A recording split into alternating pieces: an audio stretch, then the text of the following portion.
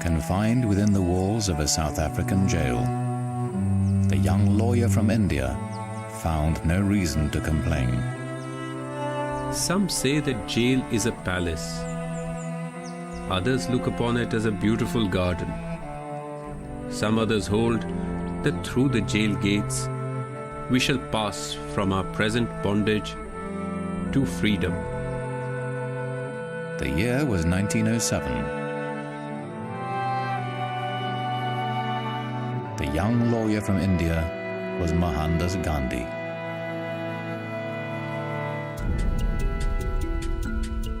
Gandhi led his fellow Indians in a non-violent struggle against racial oppression for 8 years. They marched into forbidden territory. They burned their registration papers. They expected to be arrested, and they were not disappointed. Gandhi said, "Non-violent refusal to cooperate with injustice is the way to defeat it." He gave his non-violent weapon a name, Satyagraha, holding to truth.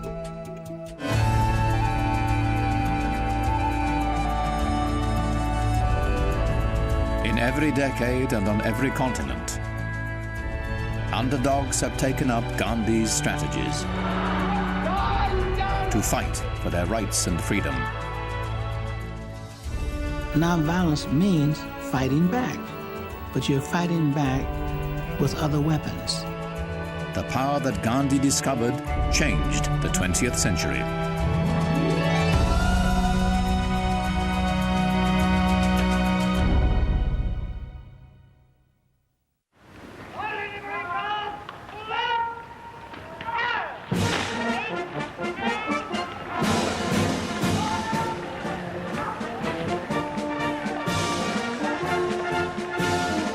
India, crown jewel of the world's greatest colonial empire. Britain has ruled India for more than a century. But in 1930, the Viceroy, Lord Irwin, knows a crisis is coming. A confrontation in which British military might will count for little. Irwin's adversary is Mohandas Gandhi, a man whose name is already a synonym for non-violent action. Since returning from South Africa, Gandhi has become his country's dominant political figure. He understands that control of India depends on Indian cooperation, not British coercion. He said, how can just 100,000 British troops control at that time over 350 million Indians? Just 100,000 British troops. Gandhi said, we'll stop doing anything that the British want us to do. The whole nation will come to a standstill. Civil disobedience on a mass scale. Many Indians welcome the struggle. Gandhi must find a way to use their energy to maximum effect. Gandhi retires to his headquarters on the Sabarmati River, near India's west coast. In the ashram, the spiritual community where he lives, he turns inward in search of a non-violent strategy for freedom. For weeks, he is alone in his Spartan office. He gives no hint of his thinking. They even commented that Narayan Desai lived in Gandhi's ashram during those critical weeks. Some said, oh, he's a very clever man. He doesn't want the British government to know what strategy he's going to take. And he would all the time say, no, I'm just waiting. I'm waiting for the call, and I know I will hear the inner voice. In February, he decides he will begin by challenging the British tax and monopoly on salt. He writes the Viceroy, Lord Irwin, on March the 2nd. He explains the injustice of the salt laws and says he will go to the beach to make salt illegally. He will invite all Indians to do the same. He pleads with Irwin to negotiate. A few days later, a note from Irwin's secretary expresses the Viceroy's regret at Gandhi's plan of action. Gandhi sends advance teams to choose a beach where civil disobedience will begin. In speeches and articles, he attacks the salt laws, emphasizing the injustice, especially to the poor. He knows that salt will be a powerful symbol. Every human being needs salt. Without salt, you and I can't exist. So he wanted to touch a chord in every Indian heart, that here is something you and I and all of us need. Why should that be taxed? With a sharp instinct for political theatre, Gandhi charts a route from his ashram to the sea. He and his volunteers will walk 240 miles. Being on the road for nearly a month, he believes, will build suspense and a bigger audience for his message. He expects to be arrested before he reaches the coast. At first light on March 12th, the great drama begins. At 60, Gandhi is the oldest of 78 marchers. Thousands join the procession, including police observers. But the government makes no attempt to interfere. They feared that he was so popular that there may be a violent outbreak. So they weighed the advantages and disadvantages of arresting him. And they also underrated this movement, Salt Satyagraha. They felt it might fizzle out. And Gandhi looked ridiculous that if he goes on marching and he does not commit any breach of the laws, we can't arrest him. What are we arresting him for? Gandhi wants to be arrested, but not too soon.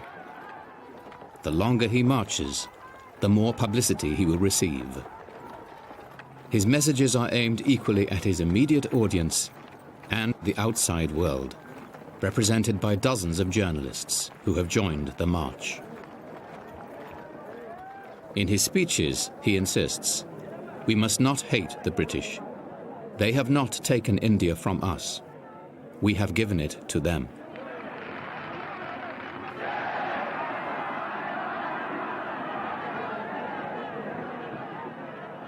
Gandhiji, as I knew him as a schoolboy, was someone you admired, someone you looked up to, someone who was a saint. He was a saint because A, he dressed like a saint, and B, the things he said seemed to be very saintly. On the other side, as I grew up, I began to see a very shrewd student of human history. He was a man who absolutely understood human psychology. He understood the British idea of fair play. He understood that, and he knew how to play on that sentiment. Although the Crown never hesitates to use force, British administrators pride themselves on their enlightened rule and the cooperation they receive from Indian officials. Gandhi intends to remove Indian consent to foreign rule.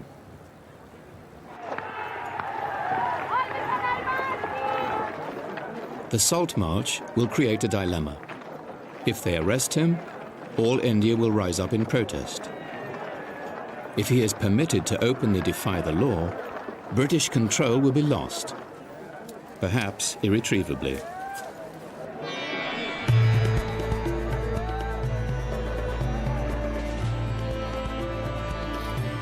In every speech, Gandhi explains the power of non-violent resistance. He asks local leaders to quit their government jobs. When everyone refuses to cooperate, he says, the British will be able to do nothing. he was asking the village headmen to resign their posts. And I think 140 or so did resign. Why did he ask them to resign? It is a government, foreign government, running this country for their own benefit. And why should you serve it?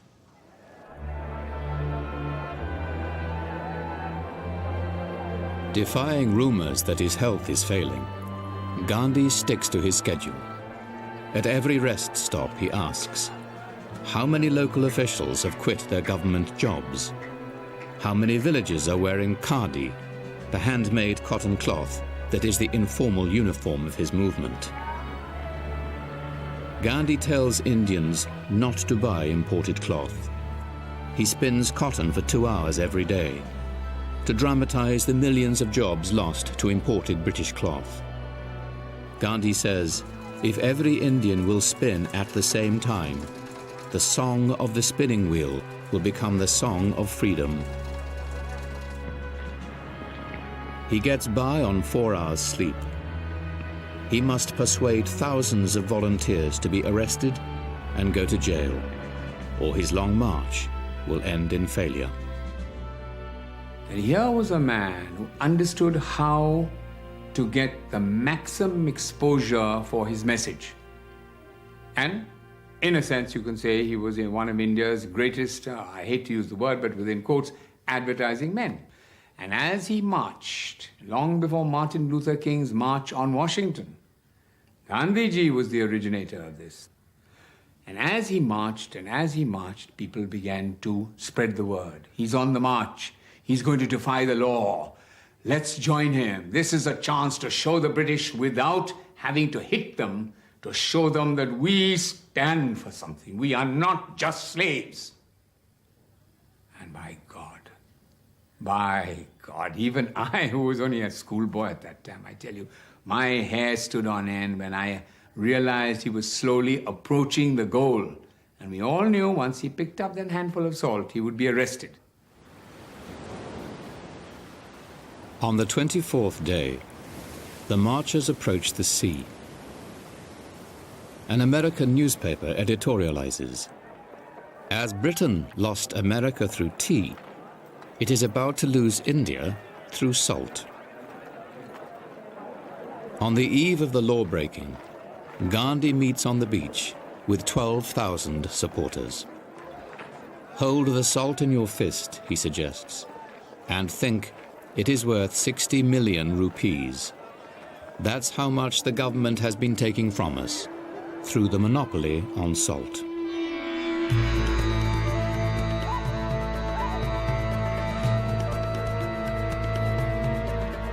At dawn on April 6th, Gandhi bends down and picks up a lump of mud and salt.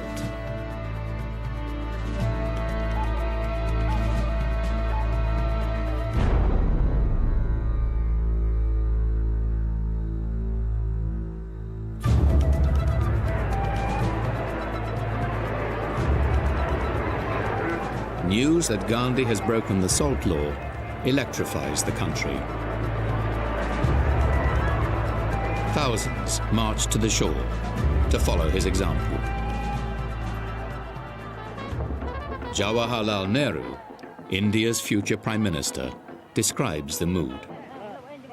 It seemed as though a spring had been suddenly released. All over the country, salt manufacture was the topic of the day. It was immaterial whether the stuff was good or bad. The main thing was to commit a breach of the obnoxious salt law, and we were successful in that. This tremendous success of salt satyagraha was not foreseen by the British. There were many skeptics who thought salt satyagraha what? You can't unseat the king emperor by boiling sea water in a kettle. So that was the assumption. But in a non-violent struggle, it is the insight of the leader which matters, What will mobilize the people? What will make them feel that they have a cause to fight for, and what will make them fight it non-violently? As his movement engulfs the country, Gandhi is surprised he's not been arrested. Visiting seaside villages, he encourages civil disobedience, which he says is only the beginning. Today we are defying the salt law. Tomorrow we shall have to consign other laws to the waste paper basket. We shall practice such non-cooperation that finally it will not be possible for the administration to carry on. When you are non-violent, how do we tackle you? How do we meet your challenge? At the most, we can imprison you. And if we imprison you, again you become more popular. We can't use arms against you. We can't use violence against you.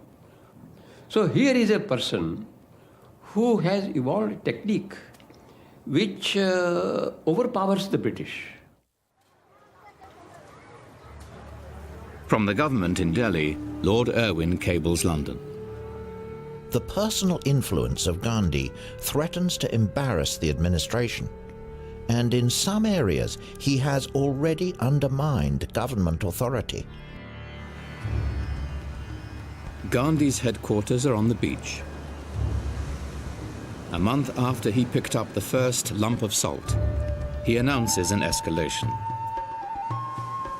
He and his volunteers will seize the government salt works in the nearby town of Darasana.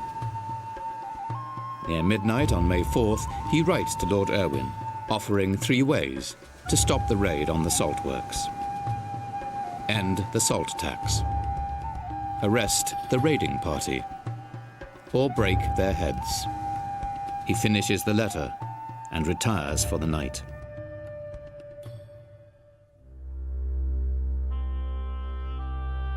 By the next morning, Gandhi is behind bars. He is delighted. The arrest sets off a firestorm. In city after city, normal life comes to a standstill.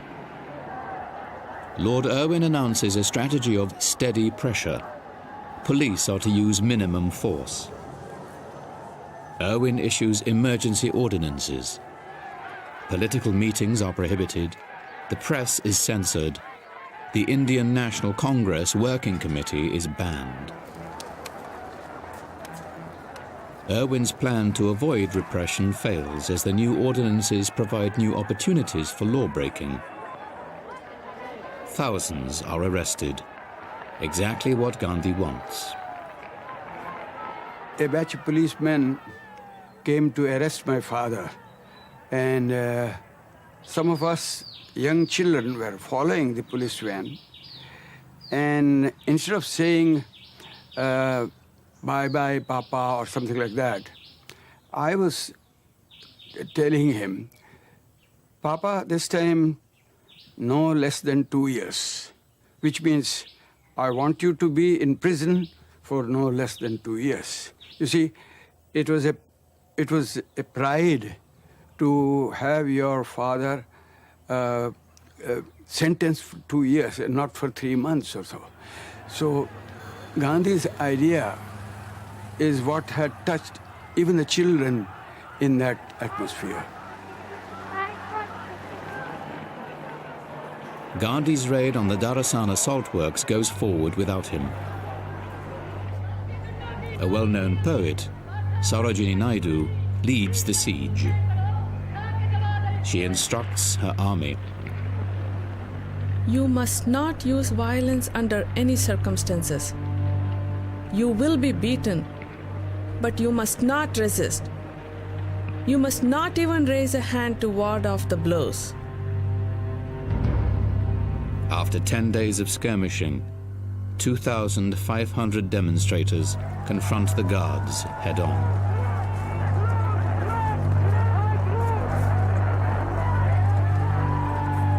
Police attack the satyagrahis with steel-tipped clubs called lathis. A United Press reporter, Webb Miller, witnessed the scene. They went down like 10 pins. I heard the sickening whacks of the clubs on unprotected skulls.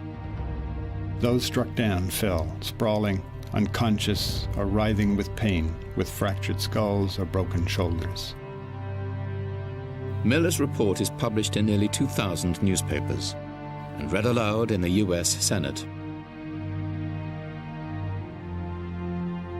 One Satyagrahi explained, "Our object was to show the world at large the fangs and claws of the government in all its ugliness and ferocity. In this, we have succeeded beyond measure."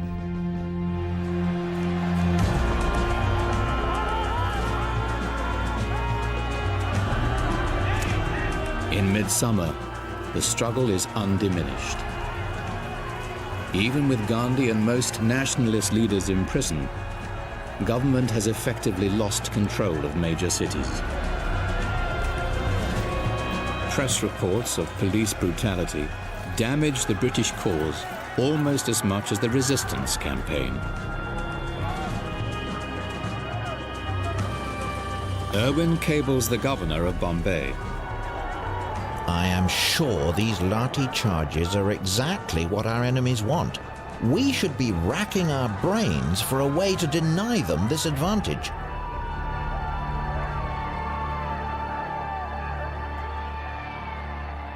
In July, government reports nearly 17,000 civil resistors have been arrested. Gandhi's goal of filling the jails is more than self-sacrifice. It is mass disobedience and is steadily eroding British authority. If an authority enjoys power, he enjoys power to the extent to which obedience is rendered. But the moment the obedience goes off, moment the laws are disobeyed, moment the command of the powerful are not obeyed, your power vanishes. Those who can't endure the hardships of jail can still help in the fight, boycotting or picketing shops which sell British goods. When sales suffer, Lord Irwin issues a Prevention of Intimidation Ordinance against picketing. The result? More arrests, as bystanders cheer.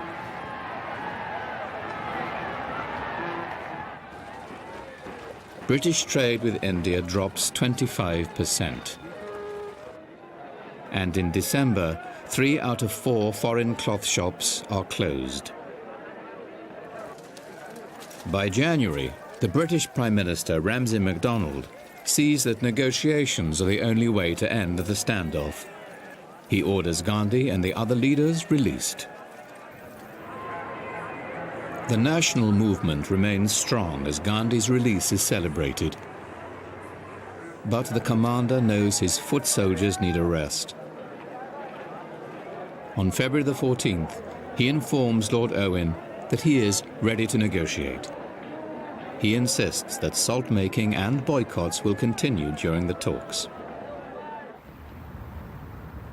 At the Viceroy's palace in Delhi, Gandhi is the first Indian ever to meet with a British ruler as an equal.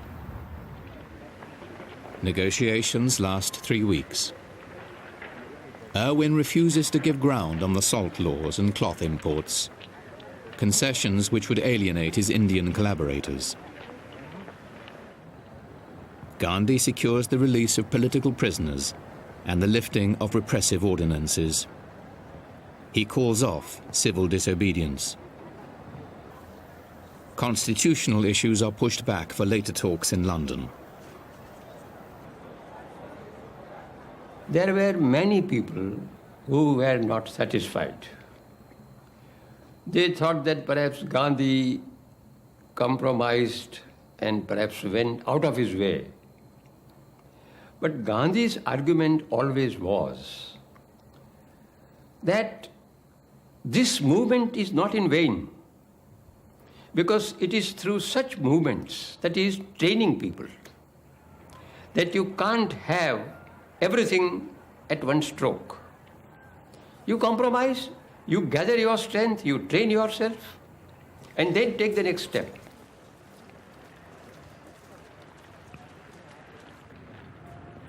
A year after the Salt March, India remains under British rule.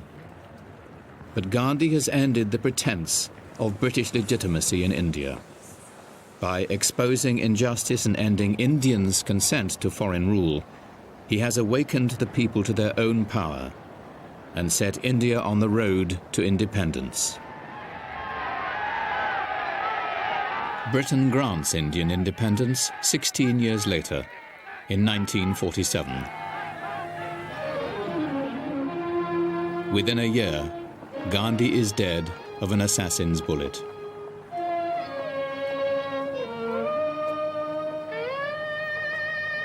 Far beyond his accomplishments in India, his vision and his practice of non-violent conflict have set an example for future generations.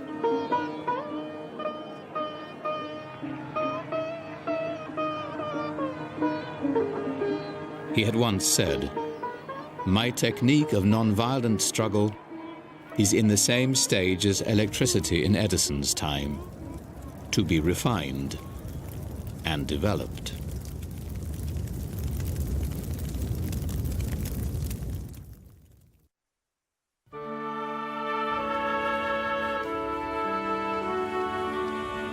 "60 years after Gandhi's struggle in South Africa, his ideas found new followers in the American South. Students at Fisk University, a leading black institution, can ignore segregation on campus, but when they venture downtown, many are shocked by the Southern system. I grew up on the south side of Chicago, and although I experienced segregation there, it was not the overt kind where there were signs on water fountains and on restrooms. It was humiliating. Well, Nashville was a totally segregated city. It was as segregated as Johannesburg, the height of apartheid. It was a city of two races. There was virtually no contact between the white community and the black community. In school, in neighborhoods, in jobs, in church, Nashville was a totally and completely segregated city, and for the most part, totally satisfied and happy with that. Students at American Baptist College in eastern Nashville know that segregation is being challenged, that some are working against the violent repression, even lynchings that enforce it. They want to join the struggle.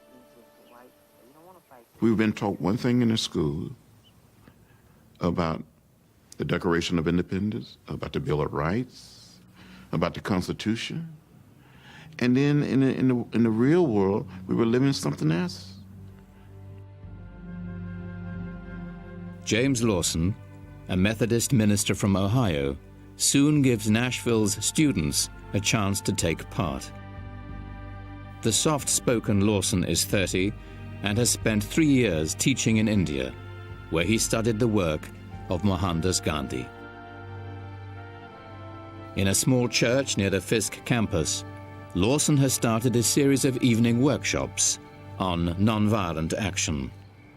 Now tonight we have a most important business to try to accomplish. Jim Lawson's manner is cool.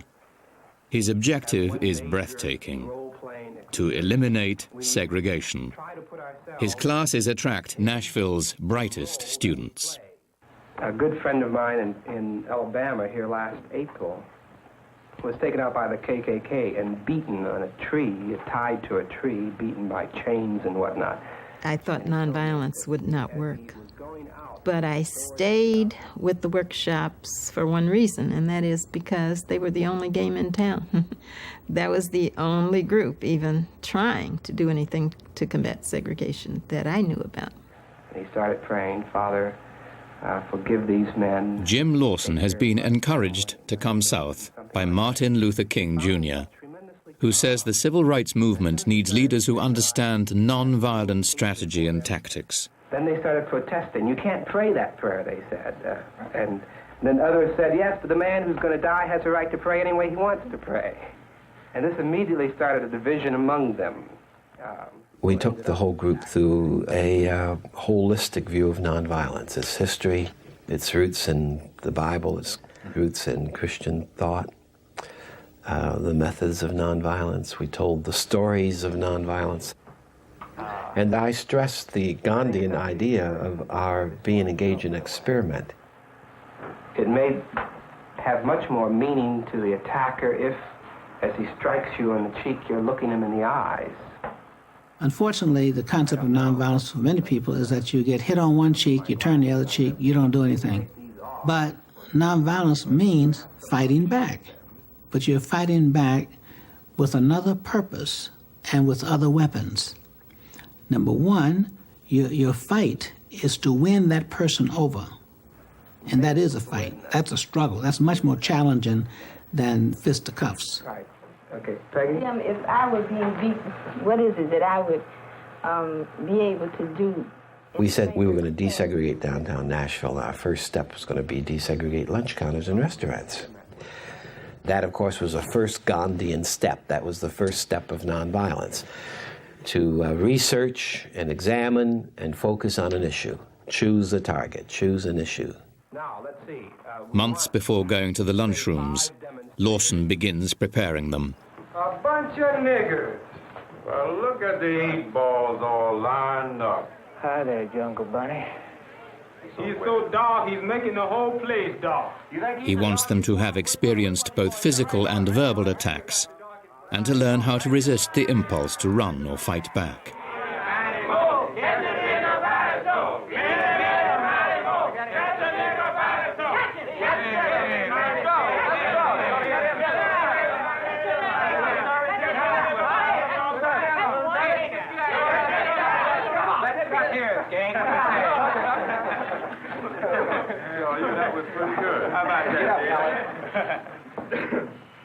Now let's see what we've learned from this to us as to how we might act non-violently. What are the basic problems here so far? You cannot go on a demonstration with 25 people doing whatever they want to do. They have to have a common discipline.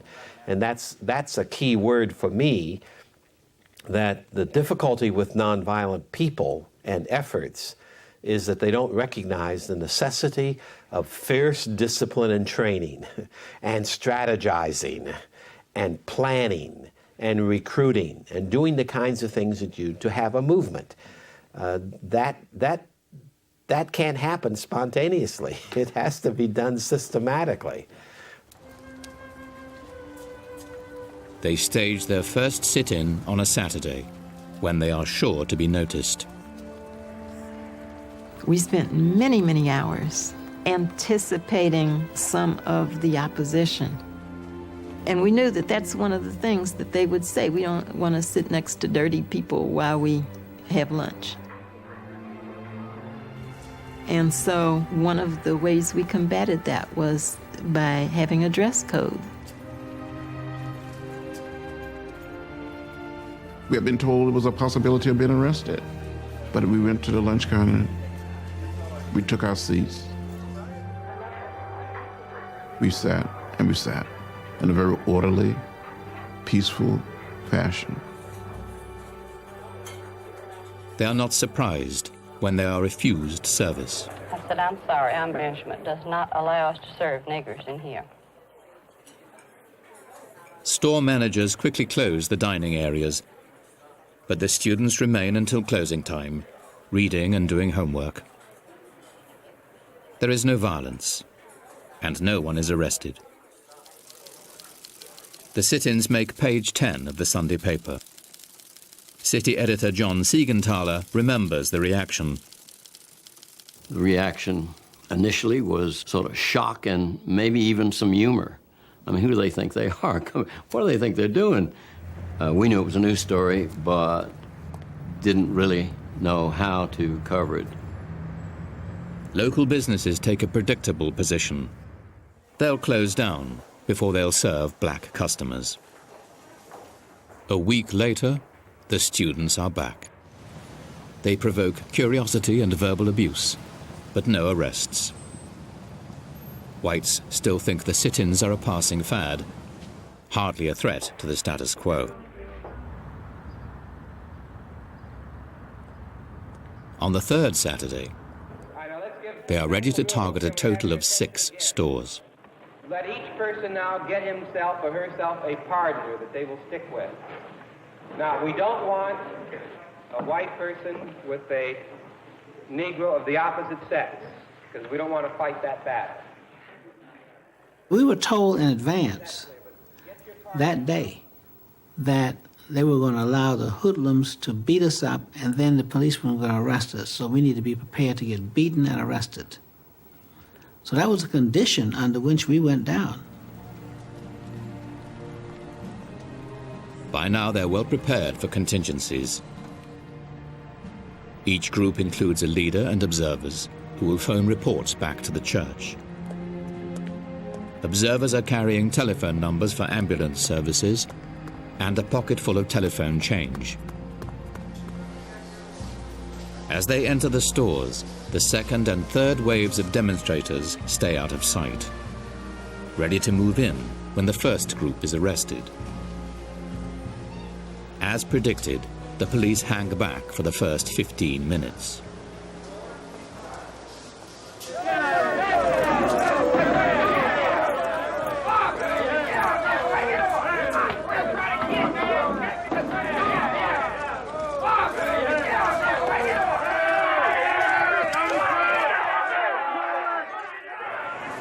Went and asked each and every one of them separately to leave. They didn't leave, so I instructed the men to place them under arrest. We placed them under arrest. When we cleared the stools, some more colored boys and girls and white boys and girls got on the seats. It really surprised the police. They thought they had lowered the boom. And when they turned around and looked and saw a lunch counter, once again, full of Negro students, you could just see that they kind of looked at each other out of the corners of their eyes as though, do you see this? What will we do now? And there was still another group ready to take their places.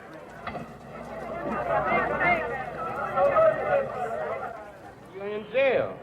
I'm joking. Man, what my mother gonna say when she hear about that? We had a philosophy, which was a power of nonviolence.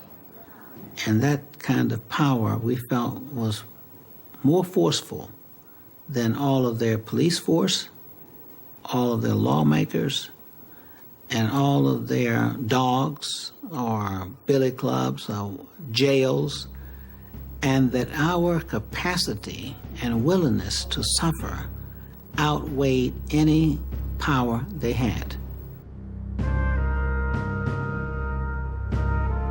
Mass arrests are a victory for the students. Reporters realize they are covering a story of national significance. I mean, it was like being a war correspondent in your own hometown.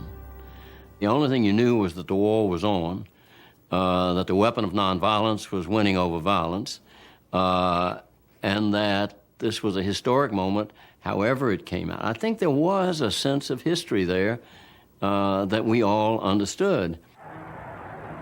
At police headquarters on Monday morning, the students are still behind bars. On principle, they have refused bail. In just 48 hours, their small student movement has inspired thousands. Now the city's black community has joined in the struggle, organizing, raising money, recruiting lawyers. Alexander Luby is among Nashville's most prominent black lawyers, and he has organized local lawyers to defend the arrested students. People couldn't believe that these young, well-dressed, innocent college students are being arrested and put in jail. They didn't like it. And the city, African-American population was mobilized in such a fashion. And the movement spread through the city of Nashville like wildfire. As the crowds wait to see what the city will do, the mayor speaks to reporters. Anyone violating the law will be arrested. This must be so. By emphasizing law and order, the mayor takes sides with the store owners. In fact, the arrested students have broken no law, and none of the white attackers has been arrested.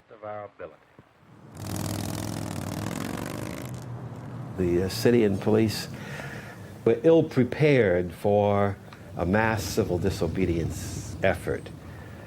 They had anticipated that once the violence took place and the arrest began, our movement would dissipate, would be chased away, because that's the purpose, after all, of doing the violence, and it's the purpose of doing the arresting. It's hopeful that then whatever this is will vanish, and that's the end of it.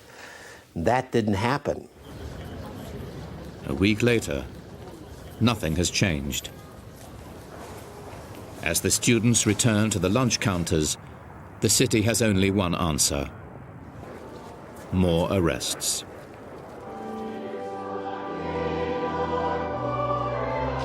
Now in the national spotlight, the movement is deluged with new recruits. Jim Lawson's workshops expand to meet the demand. Nashville's churches provide meeting space, telephones, mimeograph machines. Now they must get the message out, far beyond Nashville. We were not simply addressing our immediate opponents. What we were doing was addressing the larger audience, the nation, the world. Because the strategy in nonviolence is that you educate a large number of constituents and win them on your side. In fact, even though we as African Americans were a minority, no change could take place unless you have the sympathy of the majority, if not the active participation.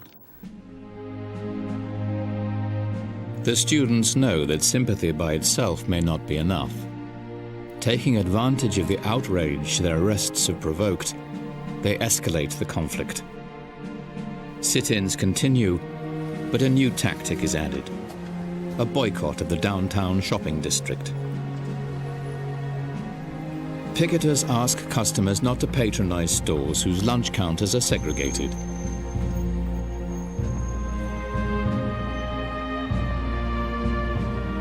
The students have created a momentum, now embraced by the larger community, as black clergy urge their congregation to stay away from the downtown shopping district altogether.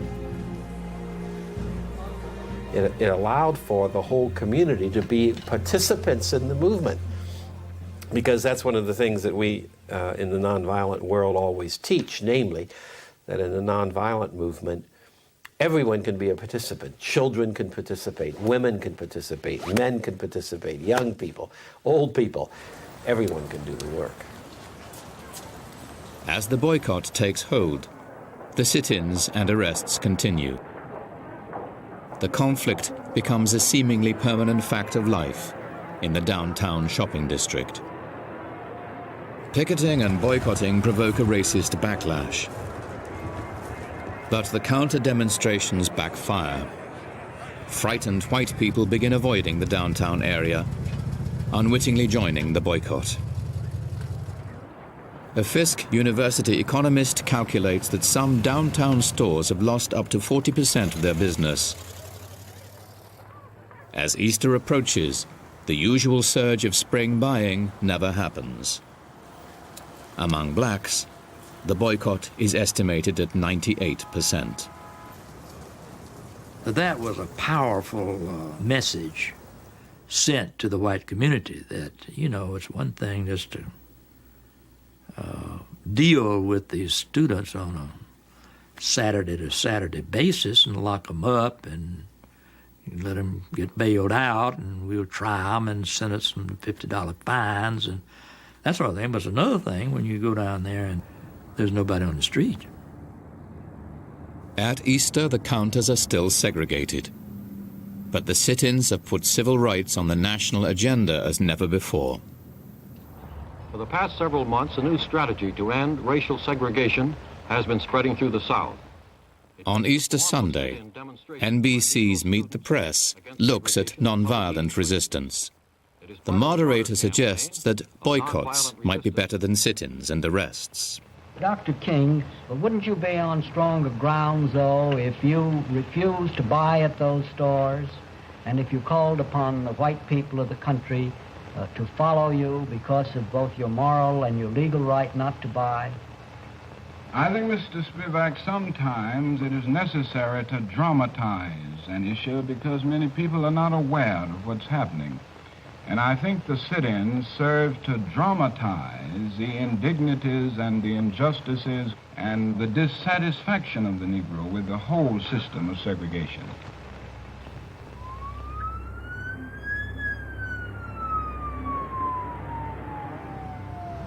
We had a meeting planned for 6 a.m. I was in the dormitory getting dressed, and I heard this big boom.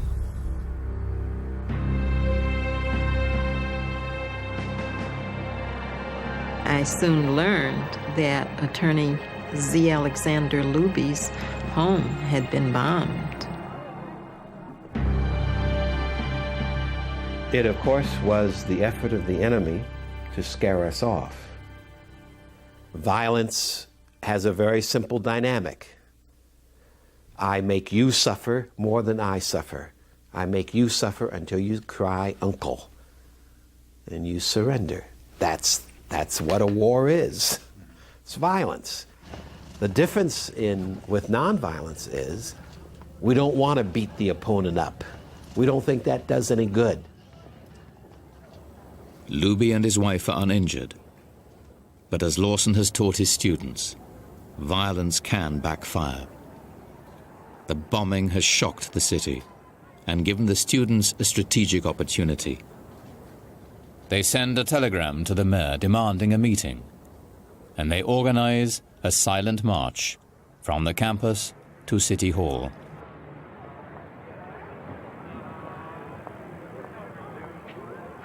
They begin with 1,500 marchers. Along the way, their number doubles.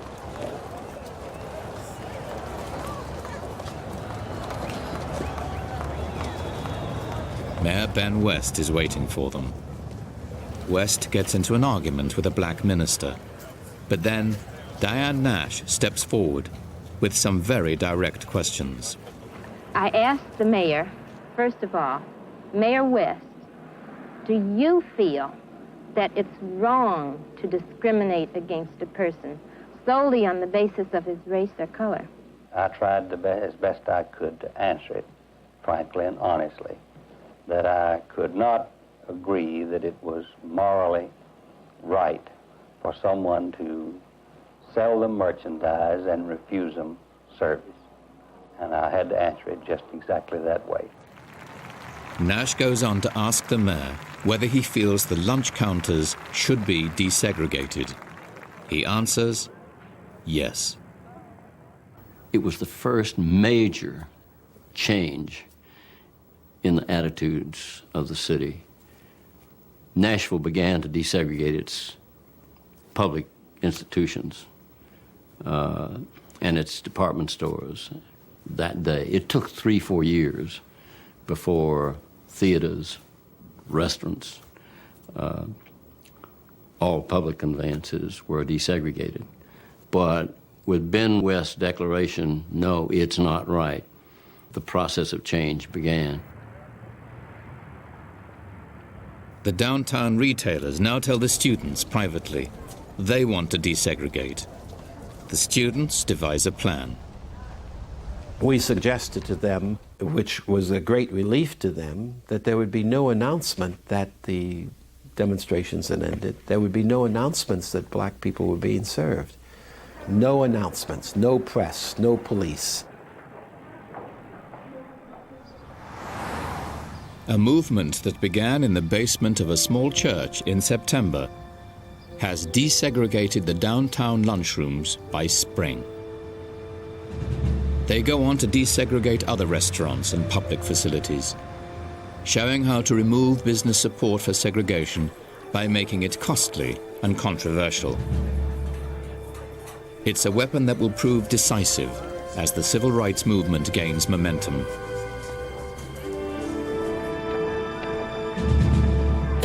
We realized that we had the resources, both the spiritual resources as well as the psychological skills, to make a difference in other places as well.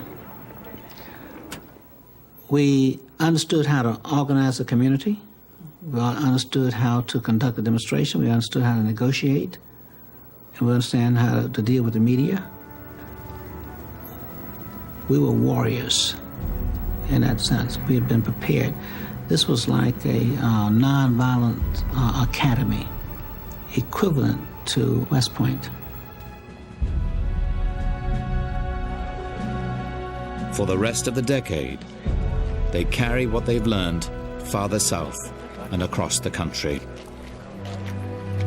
Reflecting on what they had achieved, one of Nashville's students wrote, "You cannot wait for someone else to do it. You cannot wait for government to do it. You must make it happen through your own efforts and action and vision."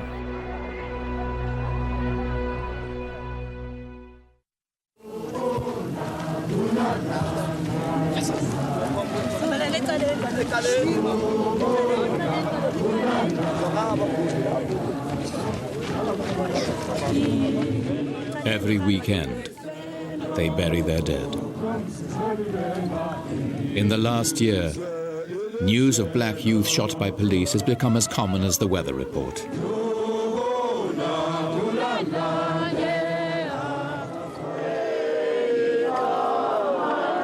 It's been called an uprising. Millions of black South Africans have intensified their struggle for equality, an end to the legalized discrimination called apartheid.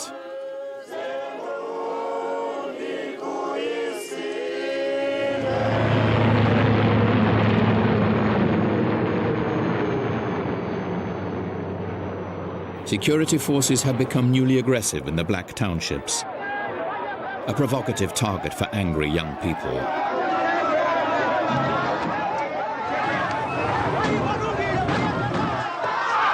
Even innocent bystanders are being caught in the deadly cycle of rising violence. And all the casualties are on one side. Appalled by the bloodshed, a new generation of township leaders is organizing, looking for more effective ways to fight back. Now, this unhealthy situation in Port Elizabeth, the 27-year-old Mukaseli Jack has been a youth organizer since his teens.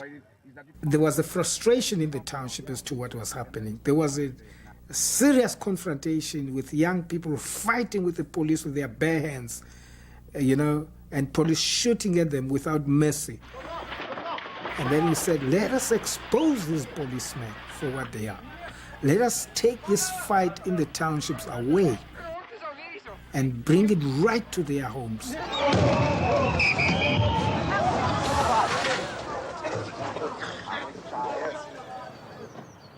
2 miles away, most whites in Port Elizabeth are unaware of the strife.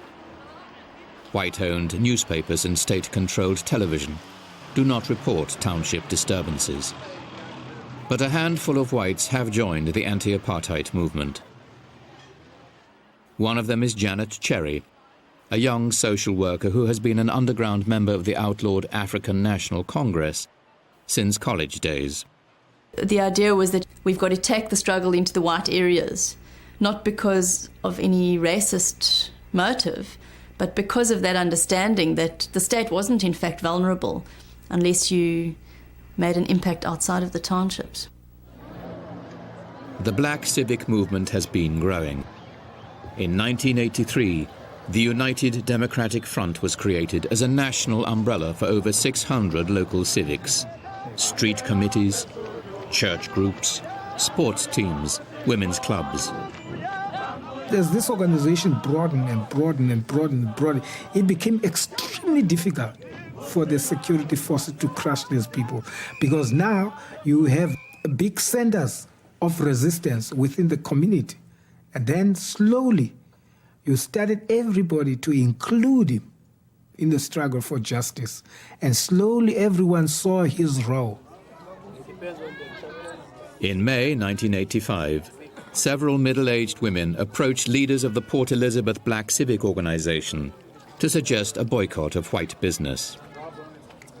A consumer boycott has the potential to achieve Mukaseli Jack's objective, to put pressure on the white community for the first time. Boycott organizers have only a few weeks to prepare. 500,000 people must be persuaded to shop inside the township. The preparation was to bring the black business people in the townships and tell them that we want them to stock the basic necessities that will be needed for this long-drawn struggle that we're going to face.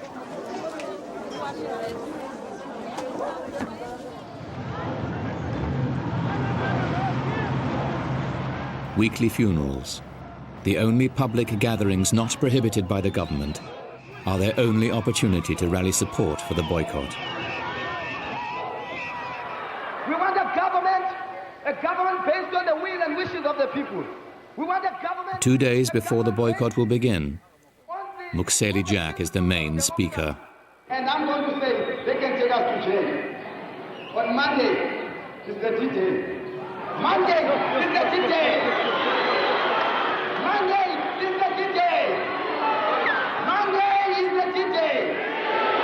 We will buy it down on Monday. We will buy it down on Monday. We will buy it in the box of marches on Monday.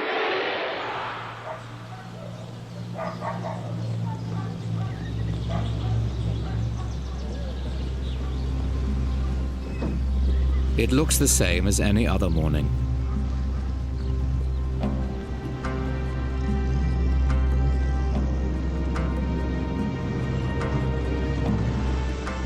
But by 10 a.m., the difference is obvious. The north end, normally jammed with black shoppers, is deserted. Observers sent to monitor the boycott report 100% compliance. The boycott is the latest tactic in a 10-month uprising. But in only 5 days, it has proven the most effective weapon yet, and it is spreading elsewhere. A genuine threat to the apartheid regime. This state of affairs can no longer be tolerated. The government has, in terms of the Public Security Act, Act 3 of 1953, decided to proclaim a state of emergency in the following magisterial districts: Port Elizabeth, Albany, Uitenhage, Cradock, Kirkwood, Somerset East, Adelaide, Fort Beaufort, Bedford, Alexandria. The South African Army occupies the townships. Travel is restricted. Night and day curfews are imposed. Hundreds are arrested.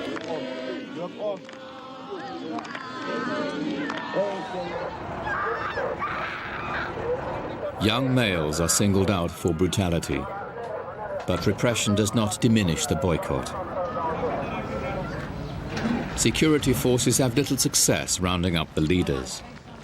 Most are anonymous outside their own neighborhoods, dispersed among dozens of street committees and civics.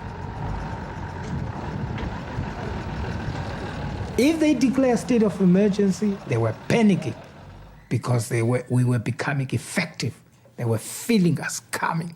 They were feeling us coming. So to us, the state of emergency showed that extraordinary measures were to be implemented in order to keep apartheid alive. And we knew then that we got apartheid in a crisis. And we were there to give it the push, to push. Right in the first 3 weeks, shops began to close. Can you believe it? It was freedom celebration. When we heard that one shop was closing, we just celebrated. Thank you. And then the other one, please come. Thank you. Mukhseli Jack goes into hiding to avoid arrest. Moving from house to house, he consults with the boycott committee on how to exploit their success. They add new conditions to the demands which must be met before they will lift the boycott.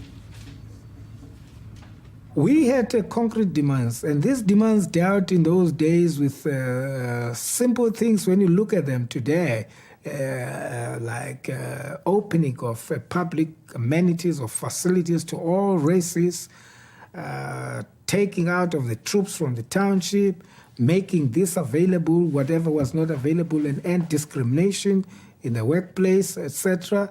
And we also had what we call long term at the time. You know, like talking about Mandela's freedom was like, oh my goodness, this is something, my child, because the other people will discourage us about this. No, leave that. That's impossible. We waited until the pain went into the bones. Otherwise, what was the strike for? We waited, we took our time because we're losing nothing and they were losing hundreds of rands. And then the Chamber of Commerce ultimately said we have to talk to them. Many of the demands we have, most of the demands, in fact, we have every sympathy with. After meeting with Jack and the boycott leaders, the Chamber of Commerce director talks with reporters. There are demands which we can address directly, and those we obviously will. There are others which have to be addressed by the government, and we feel there that it's our duty and responsibility.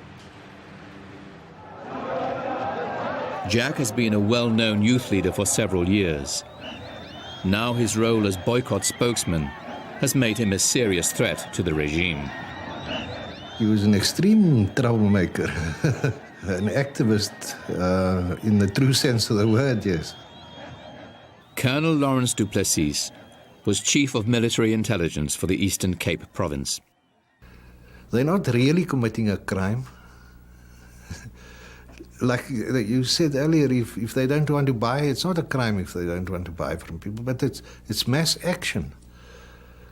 And what do? You can't shoot all these people, you can't lock them all up. It's very effective.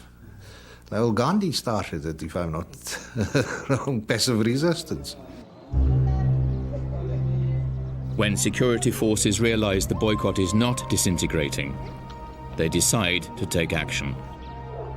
On the night of August the 2nd, Mukhseli Jack and the boycott leaders are arrested and taken to St. Albans prison. Once the government decided to throw everyone in jail, and you recall that there are about 30,000 people who were thrown into jails in terms of the state of emergency of 1985. Once you remove the leaders, you create even greater conditions of desperation. And you can have a situation of mayhem.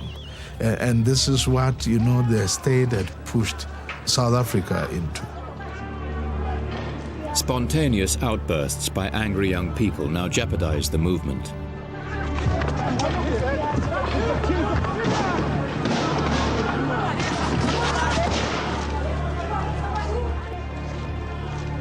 Among the few courageous enough to warn of the danger is a South African churchman, Bishop Desmond Tutu.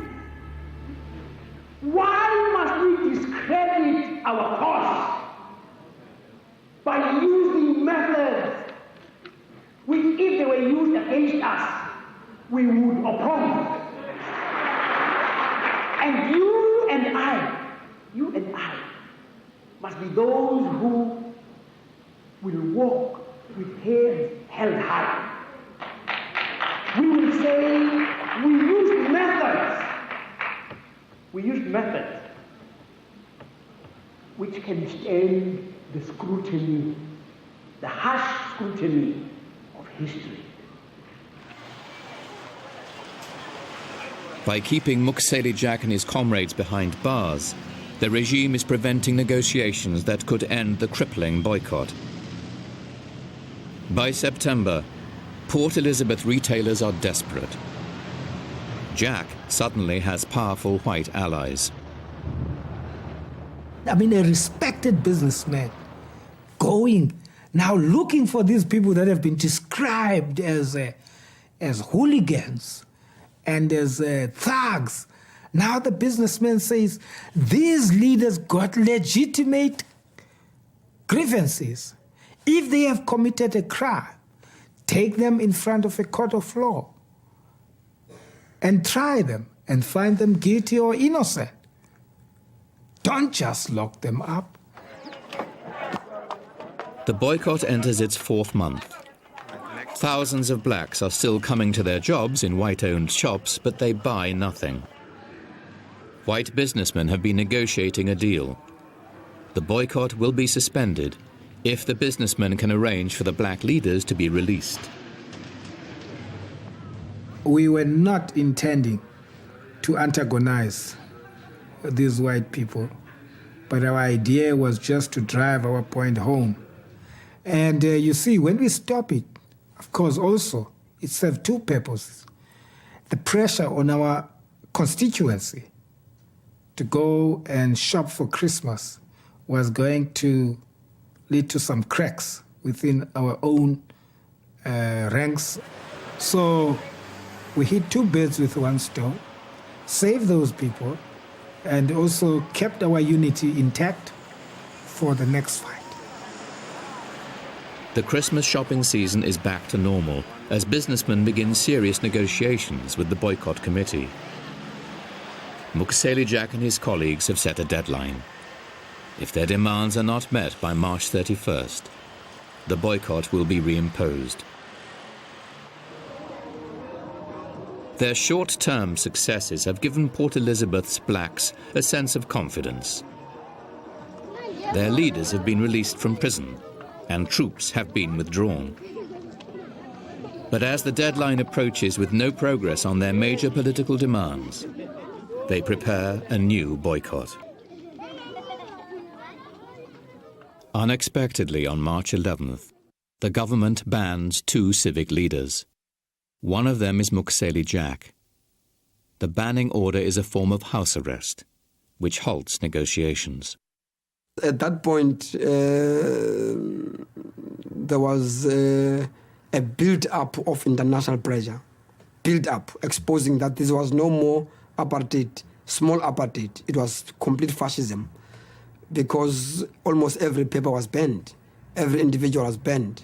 And if you remember that time, major corporations were running away. You know, it was embarrassing.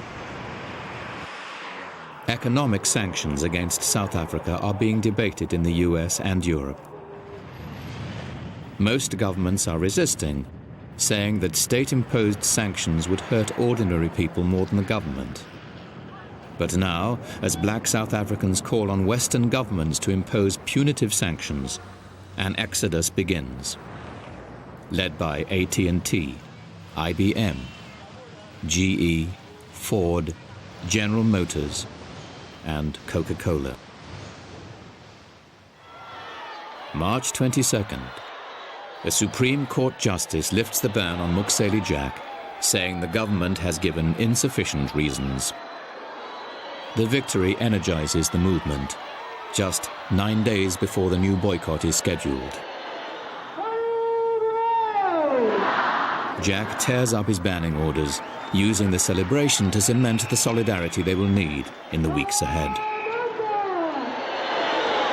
We are trusting that we are going to bring water down to his knees. Our buying power is going to be the thing that is going to decide the future, that is going to decide our destiny in this country. It is clear, the 1st of April, we know we will not buy him in a bubble garment town.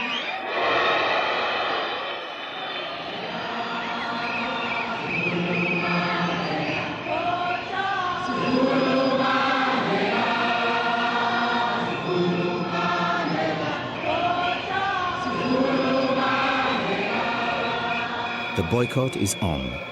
It will continue for 9 weeks, and then a shock.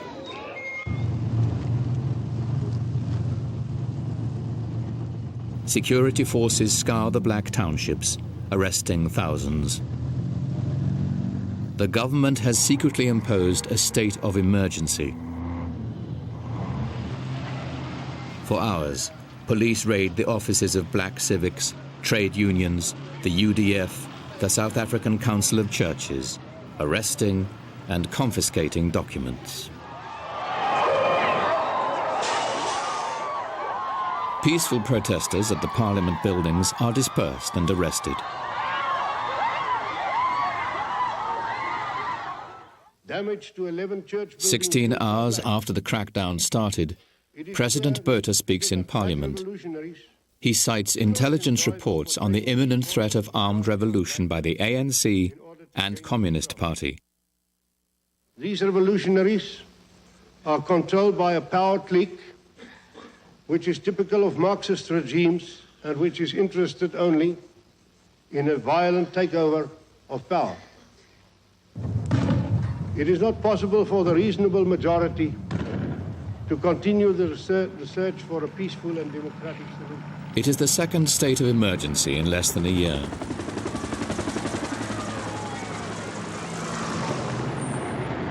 The emergency will be renewed every year for 3 years, an admission that repression has become the primary function of the state.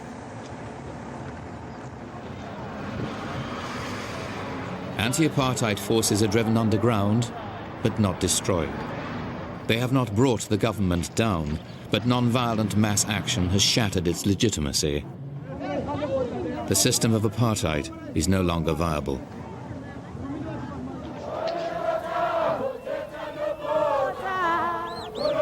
Power has shifted to black communities and their social organizations. The end of apartheid is only a matter of time. You know, there wasn't a principled stand against the use of violence, and in fact it was widely acknowledged that the ANC was conducting the armed struggle.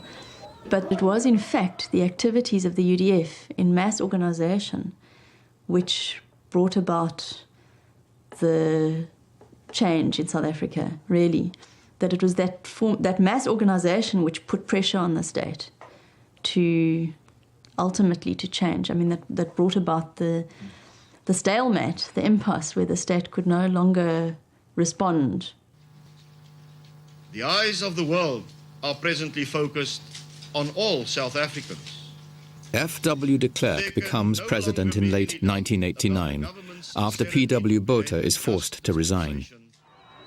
De Klerk acts quickly, unbanning political organizations and ordering the release of Nelson Mandela, who has been imprisoned for 27 years.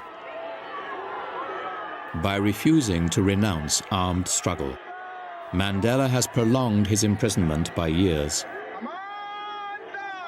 During that time, the passivity that had once allowed apartheid to exist has been swept away by the spirit of a confident civil society. The armed struggle came to nothing as far as I'm concerned. The people brought it about. And pressure from overseas. That is what really, in the end, made it clear and people understood that we couldn't go on any. That's why de Klerk had to take the actions that he took. In 1993, Nelson Mandela and F.W. de Klerk share the Nobel Peace Prize for negotiating a constitution that guarantees equal rights for all South Africans. They will soon face each other in South Africa's first democratic elections. King of kings, we kneel before you, Father, appealing, asking for peace in the rest of the country. Lord of lords, we kneel before you, Father, appealing, asking for peace in the rest of the country. They have never in their lives voted, nor have their parents or their grandparents before them. Reveal yourself, reveal yourself, reveal yourself, reveal yourself, reveal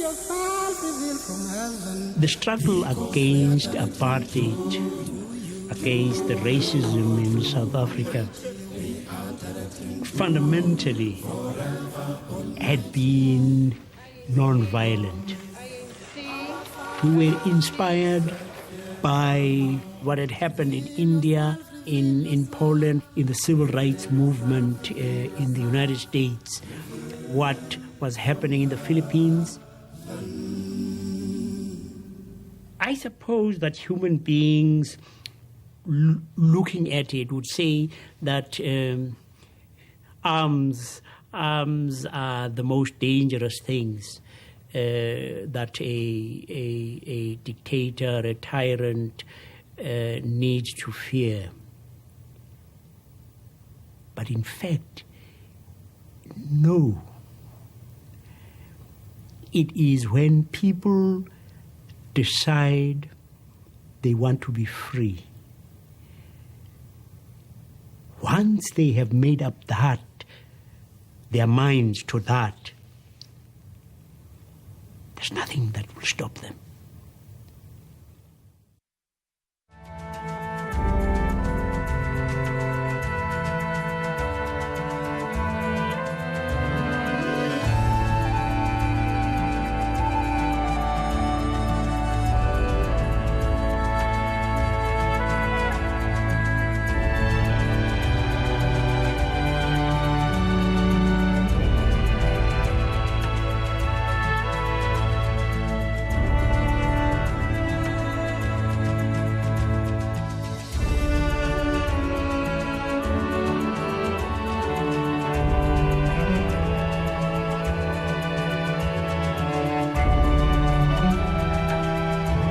Major funding for this series was provided by Susan and Perry Lerner. Additional funding was provided by the Albert Einstein Institution, advancing the study of strategic nonviolent action in conflicts throughout the world.